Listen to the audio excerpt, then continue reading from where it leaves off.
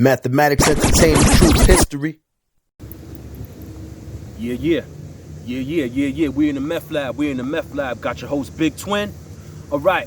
Today we're going to talk about my experience with Afrika Bambatta. Which I think I never been around Bambatta before. I'm from the Bronx. His hood, Bronx River, is literally a 5-minute walk away from my hood. You know what I mean? The Fetty. You know what I'm saying? So, before I even get into that, I'm going to tell you who Bambatta was. Y'all already know who he is today. I'm going to tell y'all who he was. All right. Pick the most respected dude in your neighborhood, right? Bambatta was that times 10. You understand? This dude had literally the whole New York City. He had respect from the whole New York City, right? Not only did he have respect from New York City, but he also had respect internationally. Remember, Zulu Nation was international, okay? So now, with that being said, he was definitely the type of dude that could pull strings. You know, he definitely was the type of dude that could probably get people to do things that they don't want to do. You understand? I'm going to tell y'all about when I first met Bambatta. First time I met him, I was at a lecture, right? I was at one of the conscious community lectures. I used to go to those, you understand? And I seen him and I'm like, yo, Af, what up? What up, Af? And he's like, how you doing? How's everything? And he was eating.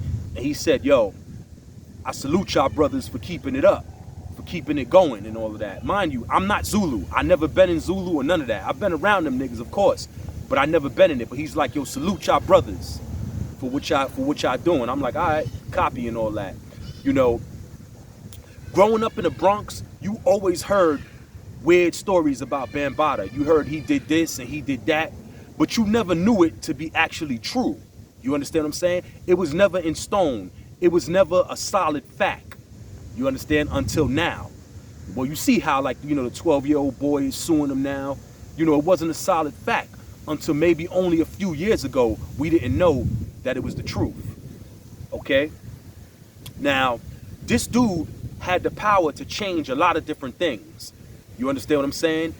A lot of people grasped on to his knowledge, the knowledge he had and he brung forward to brothers. You know, he had rappers that's a part of Zulu. He had actors. He had all types of people a part of Zulu. You know what I'm saying? They all was following him. You know what I'm saying? That group, you know, Planet Rock and all that beat. That's legendary in my area. You understand what I'm saying? That's a legendary song in my area. You know what I'm saying? That's not getting, that song will never get the respect today that it was getting back then. You understand? Now, when I met Bambatta, I kind of felt that it's some funny shit about him. You know what I'm saying? My vibes and my senses against people. You know, I've been outside, I've been in the streets and all that since I was 7 years old. So that means I've been out here since the 80s and all that. And my senses, you know, about people and my instincts about people is usually right, you know, because I learned early on, you know, who's your friend, who's not your friend. You understand what I'm saying? That's one of the first things I learned when I first came out to the street is who's with me and who ain't. You understand what I'm saying? So, you know, my instincts about people is strong. And I knew it was some funny shit about him and all of that. And I remember when I was at the lecture, right? Bambatta actually got up there and said a speech. You know what I'm saying? He said a speech like all races could unify. You know, we could all be as one and all of that. Like, you know, color don't matter and this and that. And I had like a brother sitting next to me, right? Like a brother sitting next to me. The brother said, yo, yeah, we could unify. He said, yeah. You know that face that all senior black men make like that? Yeah, we could unify, right? And I'm looking at the brother like, damn, you know what I mean? What's all that for? What was all that? You know, this nigga's face look mad funny right now. You know, what's all that about? You know?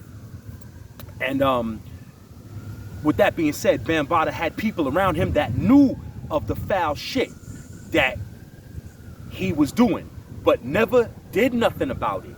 You understand what I'm saying? Like, again, I'm gonna say it again. This dude was respected. So nobody never really said nothing. Nobody really approached him on it. Might have been one dude, you know what I'm saying? Y'all probably know that story already. That dude who actually did, poke him up and all of that, but for the most part, nobody was saying nothing and all that. But his foul shit was known in the Bronx. You know what I'm saying? It was definitely known in the Bronx. But nobody was saying nothing.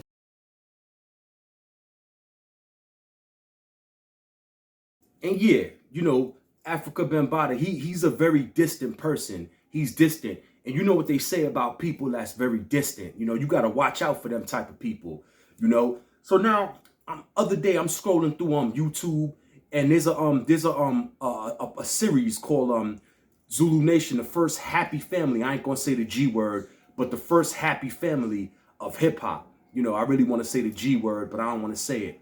But it's called the series is called the first happy family of hip hop. And it's kind of crazy to me because everybody in Zulu wasn't happy, the G word, you know what I'm saying? So how could you put that name on a group like that? You understand what I'm saying? Everybody in there wasn't happy. Everybody in Zulu wasn't happy. How could you title, a documentary or a series that? You understand what I'm saying? Now, you have a lot of brothers on this series.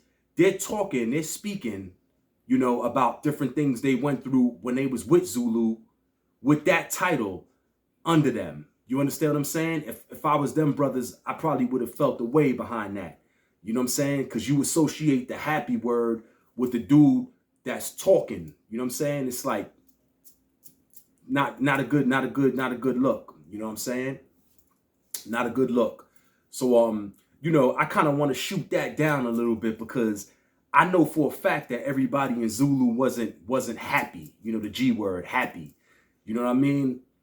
I'm gonna keep it official with y'all. A lot of them Zulu niggas would have punched you in your face, with no hesitation. You know what I'm saying? A lot of these dudes was some dudes that wasn't playing no games out here in the street. They'll punch you in your face, like smack you right upside your head, for nothing. You know what I'm saying? So to put that on their legacy because of one foul brother or a couple of foul brothers, I don't think that's right and exact. You understand? But right now, Bam is definitely getting what he deserved because you can't break universal laws. You know what I'm saying? You can't. These are universal laws not to mess with the youth. That's universal law. You don't have to go to school to learn that. You don't have to read the Bible to know that that's wrong. You understand what I'm saying? So he got to pay the price for that. You know what I'm saying? And it's a lot of people that's down with Zulu right now that's actually denouncing Zulu because of that. You know what I'm saying? But they definitely was a strong group, me growing up. You know what I'm saying? And this is my personal, my experience actually meeting Bambatta. Salute. Catch me on the next one. This is Big Twin, BX all the time. You already know. Mathematics entertainment, truth history.